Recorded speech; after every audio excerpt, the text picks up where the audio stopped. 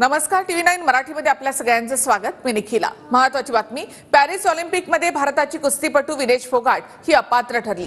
आज होणाऱ्या अंतिम सामन्यापूर्वीच विनेश फोगाट अपात्र ठरली. 50 किलोपेक्षा काही ग्रॅम वजन वाढल्यानं फोगाट अपात्र झाली. दरम्यान डिहायड्रेशनमुळे विनेश फोगाटवर रुग्णालयामध्ये भरती असून तिच्यावर सध्या उपचार सुरू आहेत.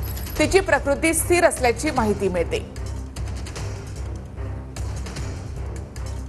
नेमकं काय घडलं ते आपण पाहूया. तर विनेश फोगाट 50 किलो वजन कॅटेगरीमध्ये कुस्ती खेळत आली आहे. ऑलिम्पिक अगोदर सुद्धा वजन नियंत्रणामध्ये राहावं यासाठी विनेशनं खूप प्रयत्न केले.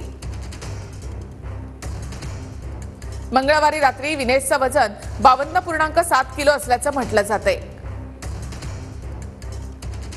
वजन कमी करण्यासाठी विनेशनं रात्रभर प्रचंड प्रयत्न केले. विनेशनं रात्रभर सायकलिंग केलं, स्किपिंग करत वजन कमी करण्याचा प्रयत्न केला. विनेश बरोबर तिचे फिजिओ आणि सर्व स्टाफनं रात्रभर प्रयत्न केले.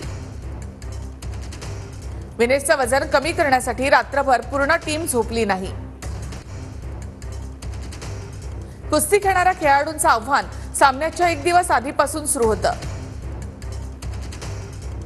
पहलवान शरीराचं वजन कमी ठेवण्यासाठी खूप वेळ पाणी पित नाहीत.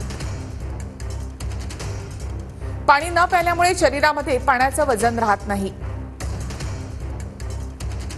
पाणी न पिता पहलवान स्वतःला डिहायड्रेट करून घेतात, त्यामुळे सामन्याच्या वेळी वजन कमी राहतं.